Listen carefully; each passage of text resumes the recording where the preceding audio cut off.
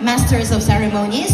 So let me extend my sincerest thanks also to Sir Ben for assigning an on-the-spot opening remarks. And as you can see, as an obedient soldier to the overall chairperson of this event, saying no will always be the last option. To our very hardworking and motherly school head, Dr. Leonard C. Manuel, ma'am. To the very supportive SPTA officers headed by Kagawad Divina A. Barwell, ma'am. Madam Loida Kamat, Doresco, ma'am.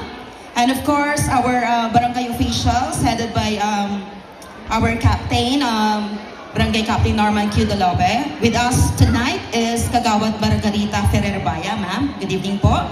Our faculty, headed by Sir Kitli Diaquino, sir. Proud parents, guests, ladies and gentlemen, a blessed evening. With great pleasure, I welcome you all to our soiree 2025.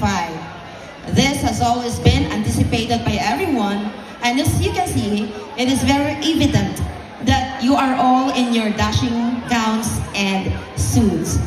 As we celebrate, let us take a moment to appreciate the significance of this event.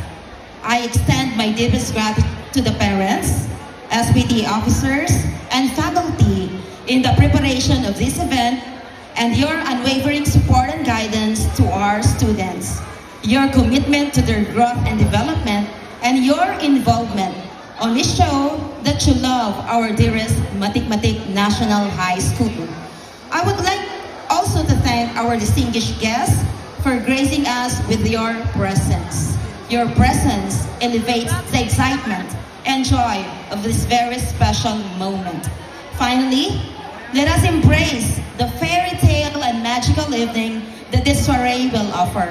Once again, welcome to Matik-Matik National High School soiree, and let us create unforgettable memories that will last a lifetime. Masanto Yalabi at Sikayon Amin.